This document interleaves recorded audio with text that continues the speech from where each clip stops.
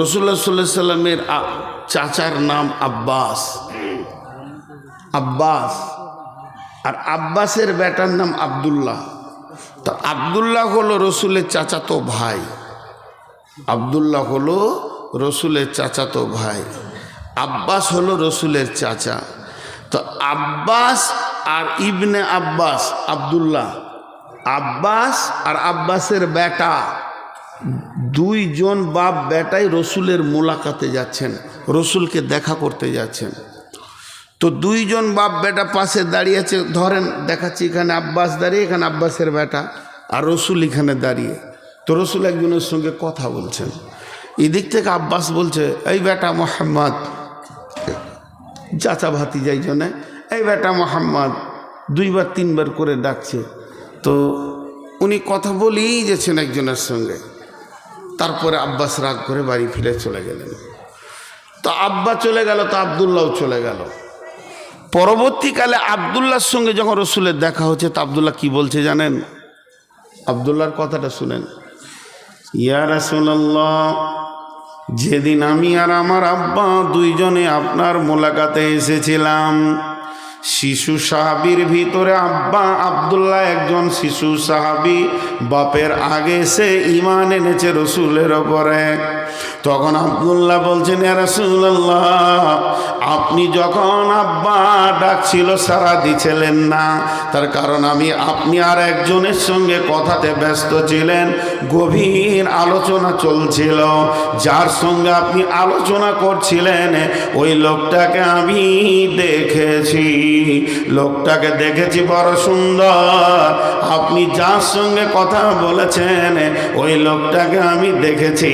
আল্লাহর নবী বললেন, রে আব্দুল্লাহ, তাহলে জেনে নাও তুমি জিবরাইলকে দেখেছ। ওই লোকটা অন্য কেউ নয়, ওই লোকটা ছিল জিবরাইল আমিন। তার মানে বাপ আর বেটা দুইজন গেল, একজন জিবরাইলকে দেখলো আর একজন দেখতে পেল না। তার মানে ফেরেশতার ভিতরে আল্লাহ এমন ক্ষমতা দিয়েছে, একজনকে দেখা দেবে আর একজনকে দেখা দেবে না।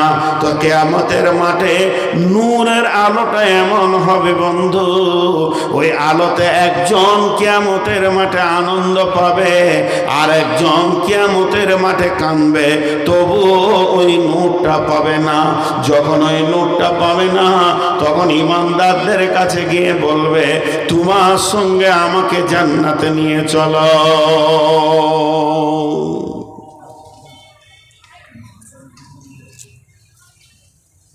তোমার সঙ্গে আমাকে জান্নাতে নিয়ে চলো। তো কোনো লাভ হবে না। আল্লাহ বলবে, বল কি লাভ? যেও বলা না করে ওদেরকে বল, ঘুরে যা। ঘুরে যা বলতে কোথায় যা? আল্লাহর কাছে নূর এনেছি, তুই আল্লাহর কাছে যা। আর ঘুরে যা বলতে দ্বিতীয় তফসির হচ্ছে সেই দুনিয়াতে যা, যেখানে আমল করেছিলাম আজকে নূর পেয়েছি। জি ভাই, দেখেন এই নূরটা কত বড় আনন্দ জানেন? নূরটা কত বড় আনন্দ জানেন? গোটা কিয়ামতের কষ্টের কিছুই ওর কাছে আসবে না। নূরটা এত বড় আনন্দ। আপনাদেরকে একটা উদাহরণ দিই। আপনারা এইখানে মাগরিব নামাজ পড়েছেন, আমি মসজিদে পড়েছি। তো এই উদাহরণটা ভালো করে শুনেন। মাগরিবের আজান শুরু হয়ে গেল মাইকে, তো ওখানে 200টা লোক বসে আছে, কি 100টা লোক বসে আছে। তো 100টা লোকের ভিতরে 70-75টা লোক এসে কাতারে বসে গেল, আর মাত্র 25-30টা লোক উজু করার জন্য বদনা খুঁজে বেড়াচ্ছে। তাহলে আপনার কি জানা গেল? যারা কাতারে এসে বসেছে এরা নিশ্চিত এদের উজু আছে, আর যারা উজু করার জন্য জায়গা খুঁজছে তাদের উজু নাই। এটা বুঝতে আমাদের কোনো অসুবিধা হলো না।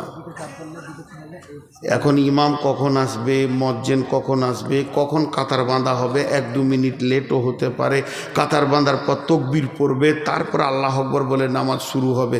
তার আগেই এদের উজু আছে, এরা নামাজ পড়বে নিশ্চিত। তো দেখেন, নূরটা আল্লাহর ভাষাতে নিজে বলছে, এটা তোদের কিয়ামতের সুসংবাদ, বুশরাকুমুল ইয়াউম, সেই দিনের সুসংবাদ। কেন? একটা সূরা সূরা আল ইমরান আল্লাহ বলছেন বিসমিল্লাহির রহমানির রহিম ইয়াওমা তাবিয়াদ্দু উজুহু ওয়া তাসওয়াদ্দু উজুহু ফাআম্মাল্লাযীনা আসওয়াদ্দাত উজুহুহুম আকাফারতুম বা'দা ঈমানিকুম ফাযুকুল আযাবা বিমা কুনতুম তাকফুরুন ওয়া আম্মা লাম ইয়াযযাদ উজুহুহুম ফাফি রাহমাতিল্লাহি হুম ফিহা খালিদুন।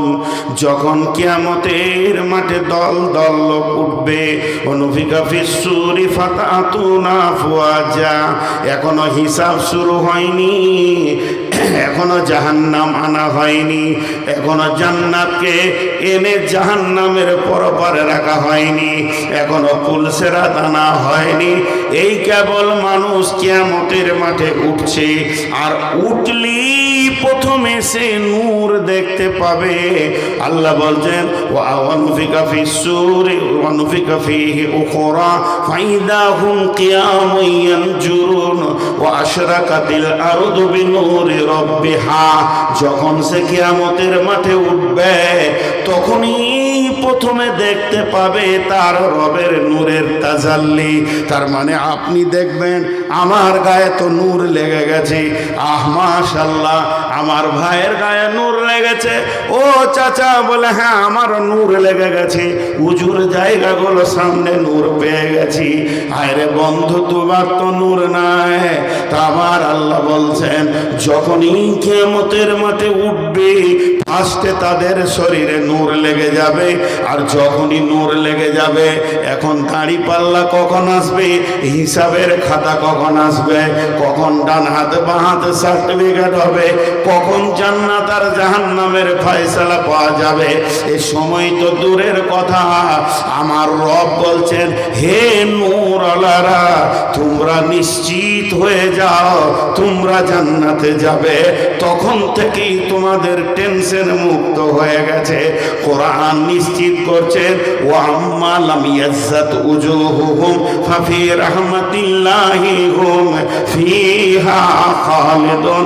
যাদের চেহারাগুলো নূরে ঝকমক করছে, তুমি জেনে নাও তুমি আল্লাহর রহমতের গণ্ডির ভিতরে চলে এসেছো। বিচার যখন হবে, বিচার হতে এখন যত সময় লাগবে লাগুক, তোমার গায়ে নূর লেগে গেছে মানে ফাফি রাহমাতিল্লাহি হুম ফিহা খালিদুন। তুমি জেনে নাও যে তুমি আল্লাহর রহমতের আওতাভুক্ত হয়ে গেছো, আল্লাহর দয়ার ভিতরে তুমি ঢুকে গেছো, তোমার আর দ্বিতীয় কোনো চিন্তা নাই। নূরটা কত বড় নিয়ামত, আল্লাহর নূরের তাজাল্লি কত বড় নিয়ামত যে তুমি নিশ্চিত হয়ে যাও যে আল্লাহর রহমতের ভিতরে ঢুকেছ। তাহলে আমরা দুটি খুশি পেলাম। একটা আনন্দ কি? একটা আনন্দ হচ্ছে ডান হাতে সার্টিফিকেট পাওয়া কিয়ামতে। দ্বিতীয় আনন্দ কি?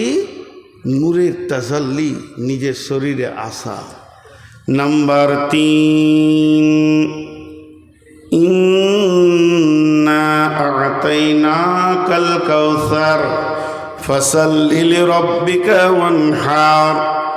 কঠিন কিয়ামতের দিনে কোনো পানি থাকবে না, নদী থাকবে না, সমুদ্র থাকবে না, জলাশয় থাকবে না, পুকুর থাকবে না, বিল থাকবে না, থাকবে না মহাসমুদ্র, সব শুকিয়ে শেষ হয়ে যাবে।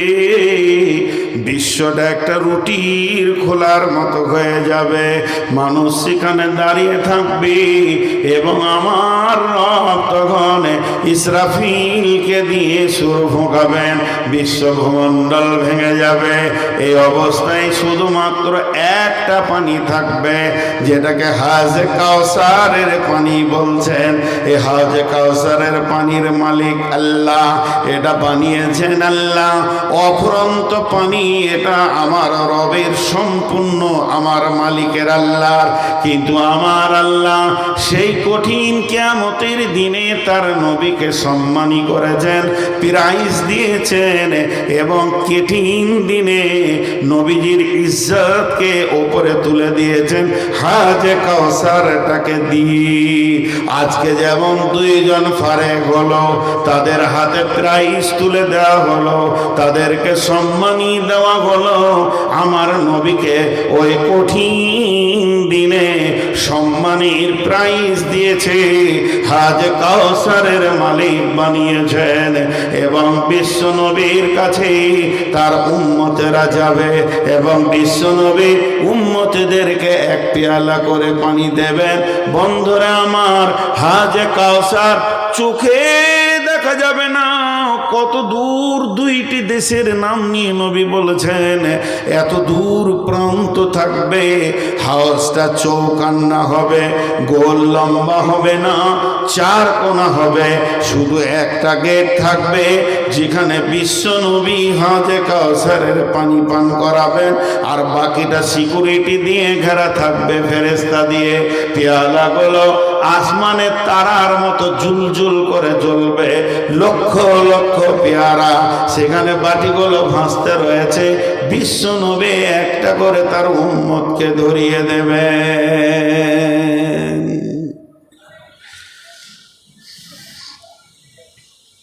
একটা করে পেয়ালা ধরিয়ে দেবেন।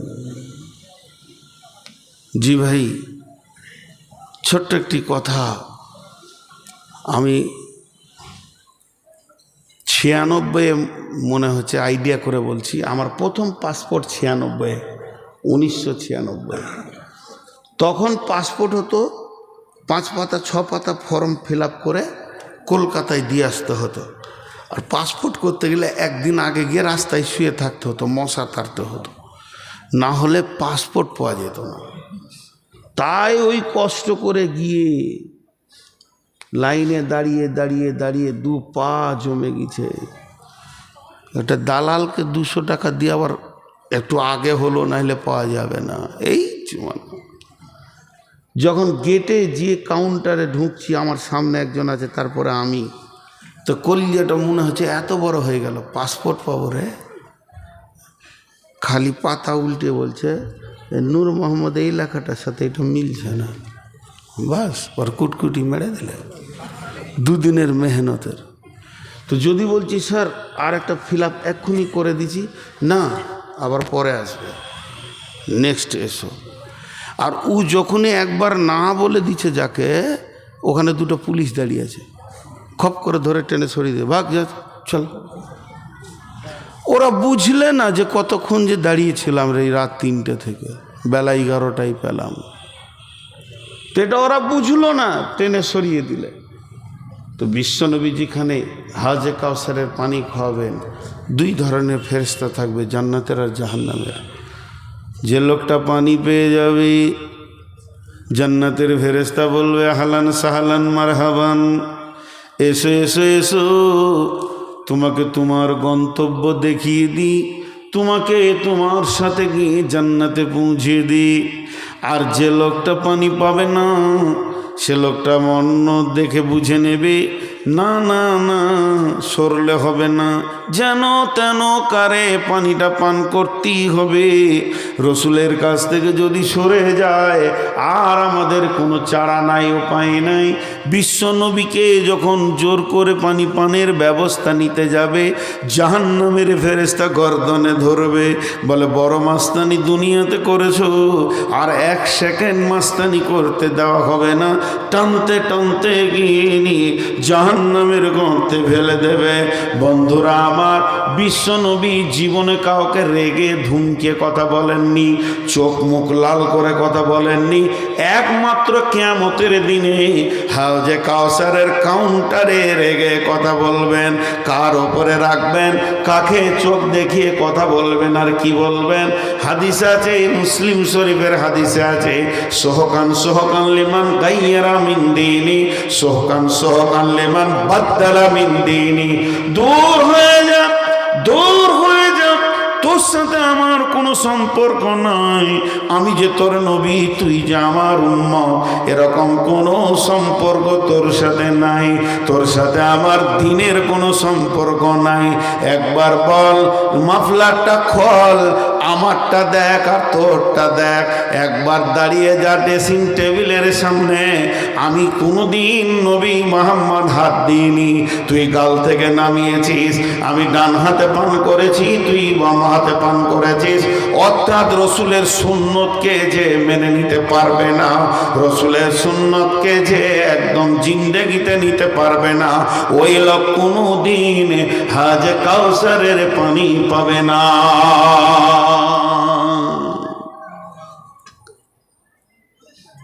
হাজি ভাই, এটা দুনিয়াবি কথা বলছি। আপনারা দুই ভাই, আপনার বড় ভাইকে গ্রামের পশ্চিম পাড়ার কোনো একটা গোষ্ঠীর লোক মেরেছে, এত মার মেরেছে, হাড় হাড্ডি ভেঙে দিয়েছে। তাদের সঙ্গে সম্পর্ক আপনার বড় ভাইয়ের ভালো নাই, তারা বেঈমান, শরীয়তের দৃষ্টিতে তাদের সঙ্গে চলাও যাবে না। এখন আপনি যদি তাদের সঙ্গে বন্ধুত্ব করে ঘরে নিয়ে এসে খাওয়ান, আপনার বড় ভাই আপনাকে ভালোবাসবে? একবার মুখ খুলেন, ভালোবাসবে? বন্ধুত্ব করে যদি খাওয়ান। রসুলের, ইসলামের আর আল্লাহর যতগুলো দুশ্মন পৃথিবীতে আছে, ইহুদি, নাসারা, মুশরিক, মুনাফিক, কাফের, ফাসেক, যতগুলি আছে, সব থেকে বড় রসুলের দুশ্মন হলো ইহুদি। কথাটা বোঝাতে পারলাম? আপনারা বলেন, বোঝাতে পারলাম?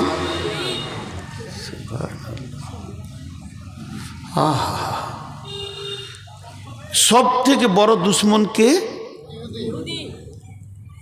সবাই একবার মুখ খোলেন। রসুলের সব থেকে বড় দুশ্মন কে? আর সেই ইহুদির পতাকা যদি আমার কাঁধে থাকে, আমার রসুল হাজে কাউসারের পানি দেবে? যতগুলি যুবক, বিশেষ করে যুবকদেরকে বলছি, রে বাবা, সোনামানিকের দল, চারিদিকে ছোট চুল রেখে মাথার মাঝে বড়টা, এটা ইহুদিদের কাছ থেকে এসেছে। ইহুদিরা গোটা পৃথিবীর মুসলমান যুবকগুলোকে কিনে নিল, আমার রসুলের মুখটাকে ছোট করে দিল। আল্লাহর রসুল যেটা চুল রেখেছেন, লিম্মা, জুম্মা, আফরা, এই তিনটে চুল রাখো, আর না হয় গোটা মাথায় এক সমান চুল হবে। এখানটা যত বড় হবে, এখানটা তত বড় হবে। শুধু কানকে বাঁচানোর জন্য একটু ছোট করে নেবেন, মাথায় সমান চুল। এটাকে বাদ দিয়ে আজকে মুসলমানের ঘরে জন্ম, কালেমা শাহাদাতের সাক্ষী দিচ্ছে, ও আন্না মুহাম্মাদুর রাসূলুল্লাহ, আর ওই যুবকটার মাথাতে ইহুদির চুল রয়েছে। আমার নবী তোমার ওপরে কতটা সন্তুষ্ট আছে?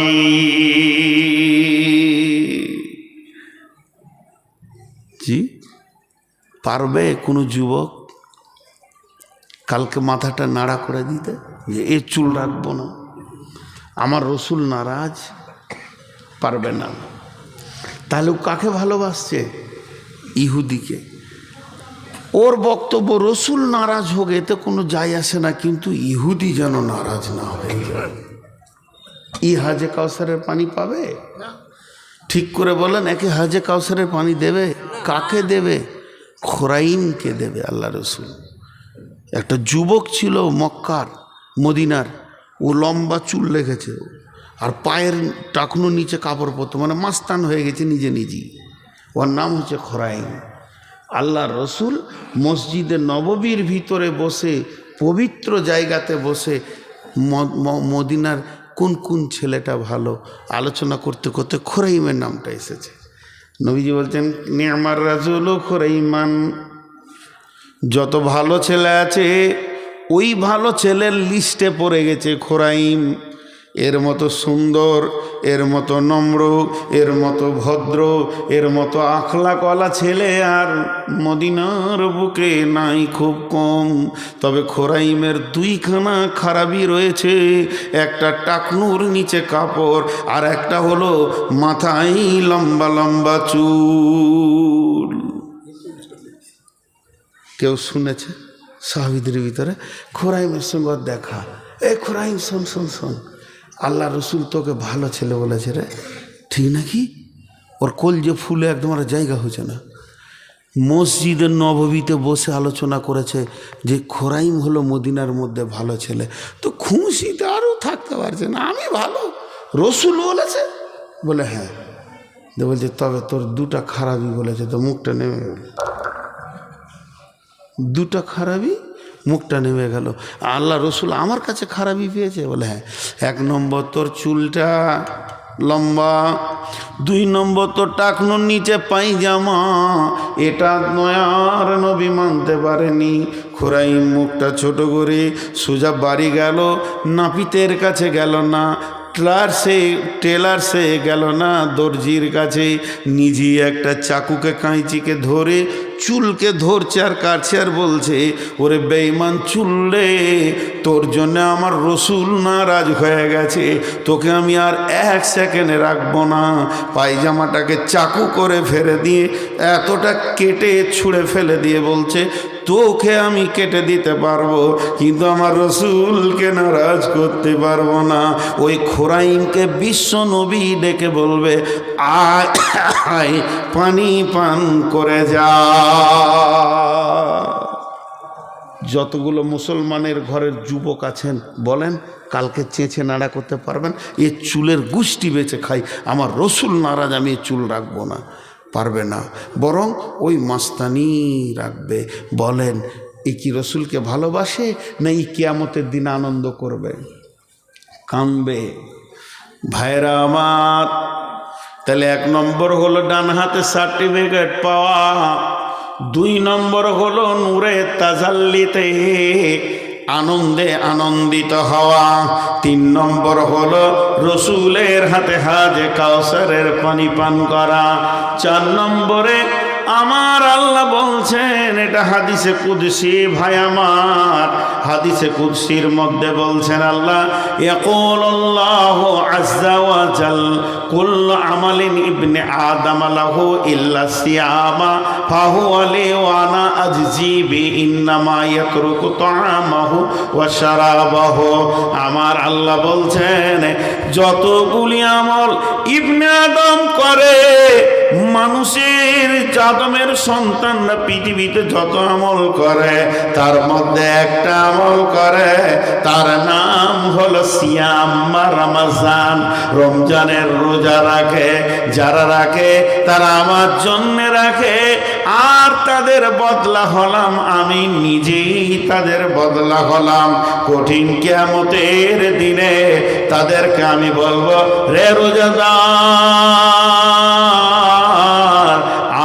আয়, তোদের বদলা চলে এসেছে, তোরা তোদের বদলাকে গ্রহণ করে নে।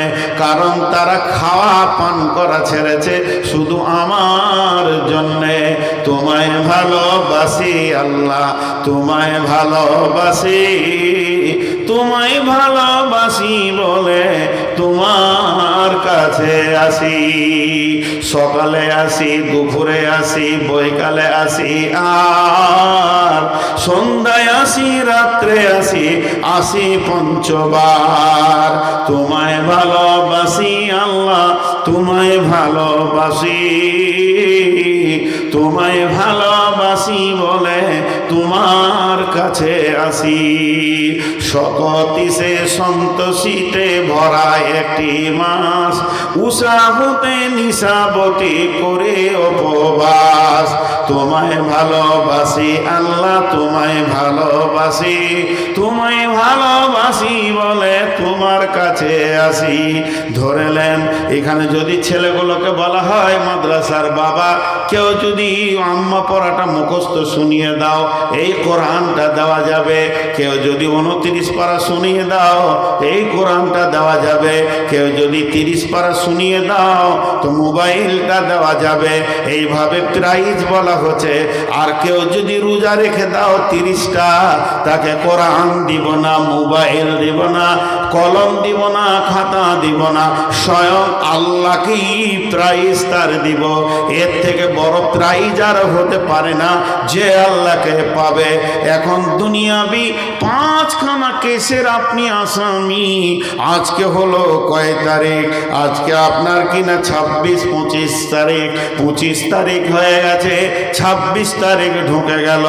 আজকে আপনার কিনা সামনে মাসে 30 তারিখে আপনার কোর্টে ফাইসালা আছে।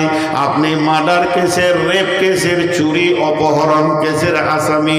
কিন্তু যে জজ আপনার বিচার করবে, পৃথিবীর সেরা জজ সুপ্রিম পাওয়ারে আছে, তার উপরে প্রধানমন্ত্রীও কিছু করতে পারবে না। কিন্তু বিচারের ফয়সালার আগে ওই জজ যদি আপনার বাড়ি বেড়াতে আসে, কেমন মজা হবে, বিচারটা হালকা করে নেওয়া যাবে। তেমনি কিয়ামতের মাঠে আল্লাহ একাই বিচার করবেন, কারও প্রয়োজন নাই। ওয়াকুদিয়া বাইনাহুম বিল হাক্কি ওয়া হুম লা ইউযলামুন। আল্লাহ বলছেন, আমি বাদী বিবাদের মধ্যে বিচার করব, আমি কারো উপরে কোনো জুলুম করব না। তো সেই রকম রব বিচারের আগে বলবে, হাসরবাসী ও রোজাদারের দল, আমি তোমাদের মোলাকাতে এসেছি। তোমরা আমার ভয়ে খাওনি, পান করনি, অতএব তোমাদের বদলা এসে গেছে। তোমাদের যেটা নেওয়ার আমার কাছ থেকে নিয়ে নাও।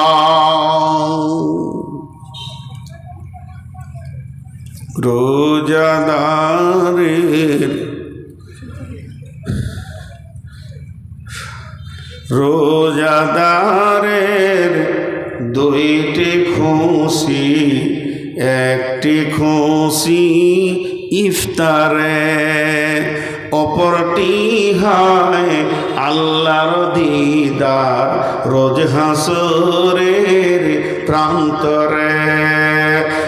এত সুন্দর মধুর ডাকি যে জন সদা লুকিয়ে থাকে, রোজ হাসরে কাঁদবে সেদিন, পাবে না কো আল্লাহর দান। ইসলামেরই সওদানি আসছে ধারায় রমজান, ভোরের আগে নিয়ত বন্ধ, ভুল করো না মুসলমান।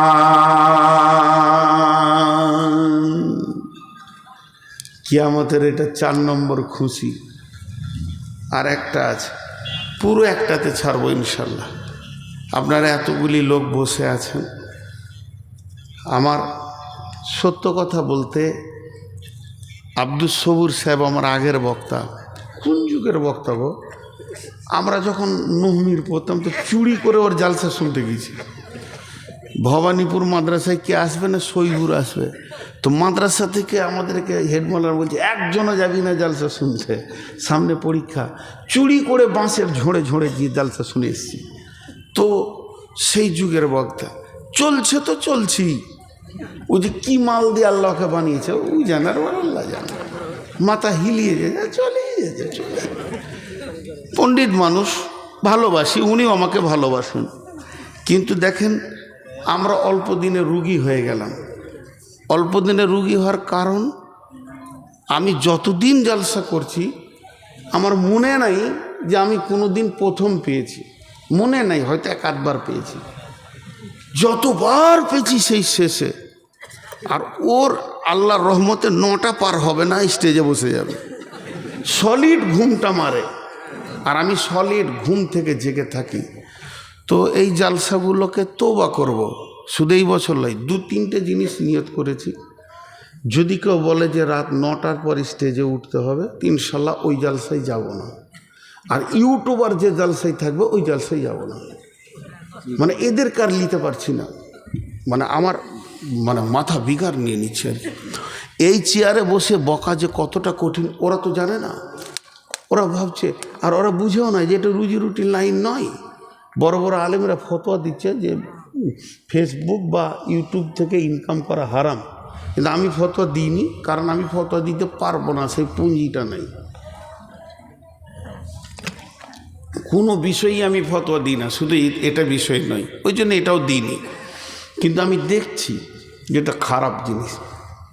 আমি ফেসবুক আমার আইডি খুলেছি, বক্তব্য এই যখন জালসা শেষ হয়ে যাবে প্রতিদিন সন্ধ্যায় হয়তো 10 মিনিট 15 মিনিট তালিম করব নিয়ত করেছি, কিন্তু ইনকামের লাইনটা কাটা আছে, ওই দিকটা কেটে দিয়েছি, দরকার নেই। দাওয়াত হিসেবে বলবো যে শুনবে শুনবে, না শুনবে না শুনবে। তো আজকে অনেক কষ্ট পেয়েছি, যে কষ্টটা আমি ভাষা দিয়ে বোঝাতে পারবো না। গতকাল আর পরশু সুগারের মাত্রা এত বেড়েছে যে হাঁটুর নিচে থেকে পা পর্যন্ত আগুনের মতো জ্বলছে। তারপরও আমি যখন সকাল থেকে এসেছি একটাই আবেদন, 10টা পার করিও না, 10টা দিয়ে 2 মিনিট, 10টা থেকে 2 মিনিট হয়ে যায়, 10টা থেকে 2 মিনিট 5 মিনিট পার হবে। দিলে 12টায় দিয়েছে, 12টায়। এবার বলেন এগুলো কি আর সহ্য হয়? এইটাকে কি কম বলে? হ্যাঁ, কি আইডিয়া। আবার এই বিহারে আছে রাত 3টেই তুলবে, বেলা তাখির দে রাহা হুঁ, জলদ সে জলদ, 3টের পর। আজকে সভাপতি কি বলছে, বলছে আর লেট করবো না, এক্ষুনি দিয়ে দিব। সব পরিচিত বন্ধু মানুষ বলি এগুলো বলতে পারছি এখানে। তো ঘটনা হচ্ছে আমার নিজের শরীরটা নিজে কি বুঝতে হবে, কেউ বুঝে দিবে না। আমি এতদিন থেকে বুঝে নিয়েছি, কেউ বুঝে দিবে না, কেউ কারো বুঝে দিবে না। গত পরশুকার খবর শুনেন, শোভাপুরে জলসা করতে গেছি নদীর ওই পারে। ওই কমিটি আমার জন্য জালসার ডেট আনতে গিয়েছিল দেওনাপুর মাদ্রাসায়।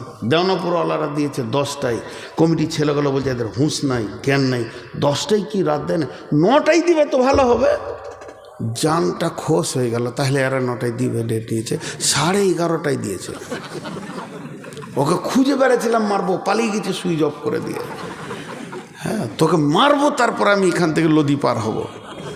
সে এখনও আমার ফোন ধরছে না, যে তোকে পিটবো, যেদিন ধুলিয়ানে পাবো তোর হাড় ভাঙবো। তুই ডেট নিয়েছিলি আর ওদেরকে 10টায় বেলায় বলেছিলি, 9টায় কেন দিলে না, তুই কেন 11:30টায় দিলি? তো পরিচিত মানুষ। তো আল্লাহর রহমতে আর পারছি না, কুদিনে তো 4টা বলা হলো। কিয়ামতে 5টা নিয়ামত থাকবে, তার মধ্যে 4টা বলা হলো। 1 নম্বর হচ্ছে উঠি নূর পেয়ে যাব, 2 নম্বরে ডান হাতে সার্টিফিকেট পাবো, 3 নম্বরে রসুলের হাতে পানি পাবো, 4 নম্বরে হচ্ছে আল্লাহর দিদার পাবো। আল্লাহ আমাদের প্রত্যেকে এগুলো পাওয়ার তৌফিক দান করুন, আল্লাহ। 5 নম্বরে গোটা কিয়ামতের ময়দানটা তাও তা করে জ্বলবে। হুফাতান গুরাতান গুরলান, পায়ে জুতা থাকবে না, কাপড়ে শরীরে থাকবে না, খাতনা দেওয়া থাকবে না। এই অবস্থায় কিয়ামতের মাঠে উঠবে, নারী পুরুষ উঠবে। আল্লাহর নবী কাম্মা জানা এসে বললেন, ইয়া রাসূলুল্লাহ, একে অপরকে দেখবে না। বলে সেই দিনের আযাব এত কঠিন থাকবে, কেউ কারো দিকে তাকাবে না। ছোট্ট করে একটা উদাহরণ দিই। বৈশাখ মাস চলছে, আর এত রোদের মাত্রা উঠেছে যে এই মাটি পর্যন্ত তাঁ করছে, আর চারিদিকে গাছপালা শুকিয়ে যেছে, মাটি ফেটে একাকার, মানুষ কোথা দাঁড়াবে, পেরেশান। আর ঠিক ওই রকম টাইমে এইরকম একটা বড় হল ঘরকে হার্ড এসি চালানো আছে, ওই এসি ঘরে সোফা লাগানো আছে, ওখানে 50 জন ঢুকে আছে, 200 জন ঢুকে আছে, কফি খেয়েছে, চা খেয়েছে, আনন্দ করছে। এবং ওরা বাইরের গরমের খবর পাবে? জোরে বলেন, কিছু খবর পাবে ওরা? কিছুই বুঝলো না। সে আপনি আর আমি মাঠে দৌড়ে হেঁপে মরে গেলে বুঝলো না। তো ওই রকম কিয়ামতের ময়দানে বিশ্ব নবী বলছেন একটা সান্ত্বনার জায়গা থাকবে, অতি ঠান্ডা জায়গা থাকবে, সেটা আল্লাহর রহমতের ছায়া থাকবে। বিসমিল্লাহির রহমানির রহিম। ওয়া নবী হুরায়রা রাদিয়াল্লাহু তাআলা আনহু قال قال رسول الله صلى الله عليه وسلم سبعة يظلهم الله في ظله يوم لا ظل إلا ظله। ও বিশ্ববাসী রে, কিয়ামতের যত দুর্ঘটনা শুনেছ শুনে নাও না কেন, তার ভিতরে আল্লাহর রহমতের ঠান্ডা একটা জায়গা থাকবে, ছায়া থাকবে, সেখানে মানুষ যাবে, আশ্বস্তের শ্বাস ফেলবে। সেখানে আপনি আমি জায়গা পাবো না, ইনি তিনি জায়গা পাবে না। সেখানে 7 শ্রেণীর লোক বাস করবে, যাদের 7 রকম আমল আছে। 7 রকমই একজনের আছে তা নয়, যে কোনো একটা আমলের কারণে ওখানে জায়গা পাবে। আল্লাহ নবী বলতেন, সাবাতুন ইযিল্লুহুমুল্লাহু ফি দিল্লিহি ইয়াউমুল লা দিল্লা ইল্লা দিল্লুহু। আপনাদেরকে বোঝানোর জন্য বলছি, ওইখানে মনে করলেন 7খানা দরজা আছে, 7টা কাউন্টার আছে, এক একটা কাউন্টারে এক এক আমলওয়ালাকে ঢোকানো হবে। 1 নম্বর কাউন্টার, আল্লাহর নবী বলছেন, ইমামুন আদিলুন, পৃথিবীর বুকে যারা ন্যায় বিচার করেছে, যাদের বিচার একদম ন্যায় ছিল, তারা ওই 1 নম্বর কাউন্টারে গিয়ে ছায়াতে থাকবে। আপনাদের কুচগিরিয়াতে ন্যায় বিচার আছে? হ্যাঁ হ্যাঁ, কঠিন ন্যায় বিচার বলছে আবার। জি হ্যাঁ, একটা ঘটনা শোনায় আমাদের ওখানে। একজন মৌলবি মানুষ মসজিদের ইমামতি করে, তো ভদ্রলোক 2টি মাটি নিয়েছে, ওর বাড়ির পাশে রাস্তার ধারে রেখেছে, বাড়িতে ঢুকাবে, মাটি 2টি, জি সত্য ঘটনা। দিয়ে একটা ছোট ছেলে সাইকেল নিয়ে গিয়েছিল, আর একটা মাস্তান মোটর সাইকেল নিয়ে আসছিল। ওই মাটিতে ছেলেটা সাইকেলটা উঠে গেছে, মানে তাড়াহুড়ো করে ওইদিকে মোটর সাইকেলে লেগে ছেঁচড়া ছেঁচিল হয়ে পড়ে গেছে দুজনে। সন্ধ্যার সময় বিচার বসেছে পার্টিতে, বলছে সাইকেলওয়ালাকে ডাক। তোর কী হলো? বলো, হাঁটু ছিঁড়ে গেছে, সাইকেল ভেঙে যায়। ওই মোটর সাইকেলওয়ালাকে ডাক, তুই অত জোর চালাবি কেন? তো ওরা যারা বিচারক, ওরা দেখছে যে কাছাড়া খেয়েছে উও তৃণমূলের, আর যেটা মোটর সাইকেল মেরেছে উইও তৃণমূলের। এবার কি করবি? তখন বলছে মৌলবি সাহেবকে ডাক, মানে ওটা কংগ্রেসে। হ্যাঁ, মাটি ফেললে কেন? জরিমানা তোমাকেই লাগবে। কি ন্যায় বিচার! এরকম ন্যায় বিচার পৃথিবীতে আর হয় না। জি, আল্লাহ তাবারাক ওয়া তাআলা বলছেন, ওয়াইদা কুলতুম ফাদিলু ওয়ালাউ কানা যা কুরবা। যখন তুমি বিচারে বসবে, সাক্ষী দেবে, তো ন্যায় কথা বলবে, যদিও তোমার নিকট আত্মীয় হয়। অন্যায় বিচার করবে না। একজন বাদশা হরিণ শিকার করতে গেছে জঙ্গলে, এরকম করে হরিণকে তীরটাকে রেডি করেছে। চারাত করে তীরটা যখনই ছেড়ে দিয়েছে, হরিণটা লাফিয়ে উঠেছে, হরিণকার তীরটা পেল না। একদম ফাঁকা গিয়ে নদীর ধারে এক বিধবা কাপড় সাফ করছিল, তার একমাত্র বেটা, তাকেই পেটে রেখে স্বামীকে হারিয়েছে। তিলে তিলে বেটাটা 10-12 বছরের হয়েছে, তারই কানে তীরটা লেগে গেল, স্পটেই মারা গেল। বিধবা তখন কোলের বাচ্চাটাকে নিয়ে কাজীর দরবারে হাজির হলো।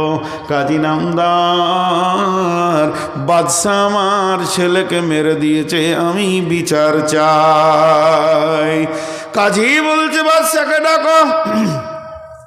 বাদশাকে তলব করা হলো। বিধবা এক কাঠ গোড়ায় উঠেছে, সামনে লাশ পড়ে আছে। এবার কাজী বিচার করবে। বলে এই বাদশাহ বলে, হ্যাঁ, যার অধীনস্থে কাজী চাকরি করে ওই রকম বাদশাহকে কাঠগোড়ায় তোলা হয়েছে। বাদশাহ তীরটাকে রেডি করলো, কাজীর দিকে রেডি করে আছে। কাজী তখন বলছে, বাদশাহ আপনি কে ছেলেকে মেরেছেন? বলে, হ্যাঁ, আমার তীরেই মরেছে। তখন বললে, প্রহরী কাজী, প্রহরী তুমি বাদশার পেছনে হাতটাকে বেঁধে দাও, জাল্লাদকে ডাকো, মাথা কেটে ফেলে দিতে হবে, কতলের পরিবর্তে কতল, এখানে কোনো রকম অন্যায় বিচার করা যাবে না। তখন বাদশাহ এমনি করে তীরটাকে, মানে আপনার কাজীর দিকে রেডি করেছিল, আস্তে আস্তে তীরটা নামিয়ে দিল। যে বাদশাহ বলছে, কাজী আমি তীরটা তোমার দিকে কেন ধরেছিলাম জানো?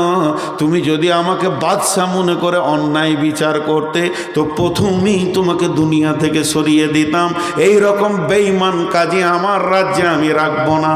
আমি মরে যাব তাও ভালো, কিন্তু ন্যায় বিচার আমি দেখে যাব। তুমি আজকে ন্যায় বিচার করেছো বলি বেঁচে গেছো। জাল্লা দেশে বাদশার পেছনে হাত বেঁধে দিল। এবার তলোয়ারকে বের করেছে। খুনিকে আর বিবাদের মা, মানে যে মরে গেছে তার মায়ের সামনেই সাজা দেখিয়ে দেওয়া হবে। এমন সময় বিধবা বলছেন, কাজী সাহেব একটা কথা বলার আমার অবকাশ আছে কি? বলে কি? বলে এরকম একটা আদর্শবান বাদশাকে মেরে না দিয়ে বাঁচানোর কোনো রাস্তা আছে কি? কাজী সাহেব বলছে, কোনো রাস্তা নাই, ওকে এক্ষুনি পৃথিবী থেকে চলে যেতে হবে। শুধু বাঁচাইতে যদি পারে একমাত্র একজন পারবে, সেটা আপনিই পারবেন।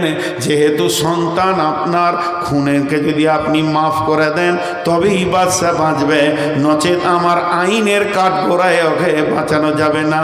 তখন বিধবা বলল, আমি বাদশাকে মাফ করে দিলাম।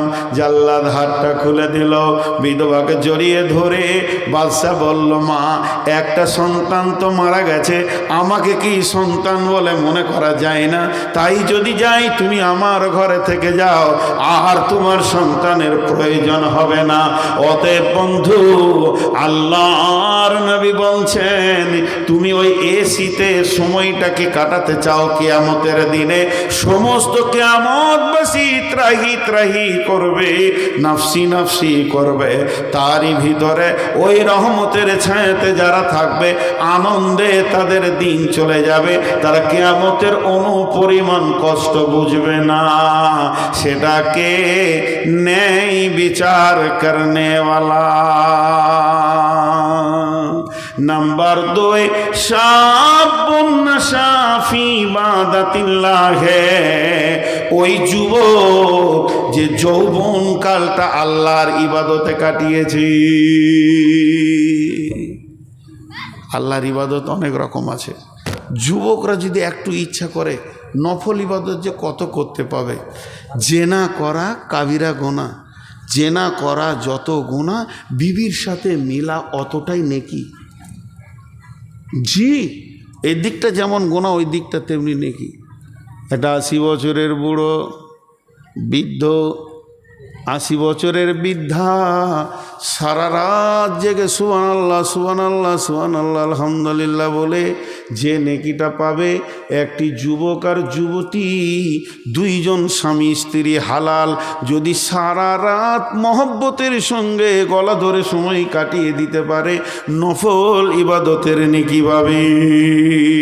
যে রাত্রিটা স্বামী স্ত্রী মহব্বতে কেটে যায়, ওই রাতটা নফল ইবাদতে গণ্য হয়। বিশ্ব নবী বলছেন, শাবুন নাশা ফি ইবাদাতিল্লাহ, ওই যুবক ওই যুবতী যে আল্লাহর ইবাদতে সময়কে ব্যয় করেছে, তারা আরশের ছায়ায়, রহমতের ছায়ায় দ্বিতীয় কাউন্টারের প্যাসেঞ্জার। নাম্বার 3, ওয়ারাজুলুন কালবুহু মুআল্লাকুন ফিল মাসাজিদি, ওই যুবক যার দিলটা মসজিদে পড়ে আছে, ওই ব্যক্তি যারা দুনিয়া ঘুরছে, মার্কেটে ঘুরছে, হাটে বাজারে ঘাটে মাঠে যেখানেই যায় না কেন, মসজিদের তার দিলটা টাঙ্গা আছে। আজান হয়ে গেল নাকি মসজিদে যেতে হবে নাকি, সবসময় যেন মসজিদে যাওয়ার জন্য পেরেশান আছে। ওই লোকটা 3 নম্বর কাউন্টারে ঢুকবে। যারা মসজিদকে ভালোবাসে, পৃথিবীর মানুষ আমরা মসজিদকে চিনলাম না, আমরা মসজিদে ঢুকি কিন্তু দিলটা মার্কেটে টাঙ্গা আছে, দোকানে মাঠে ঘাটে টাঙ্গা আছে। আল্লাহ রসুল এটা কি চেঞ্জ করতে বলছে, তুমি মাঠে ঘাটে মার্কেটে থাকো কিন্তু মসজিদে তোমার দিলটা টাঙ্গা থাকবে। 3 নম্বর কাউন্টারে মসজিদকে ভালোবাসবো ইনশাল্লাহ। কথা বলে না সবাই? অন্তর দিয়ে ভালোবাসবো ইনশাল্লাহ।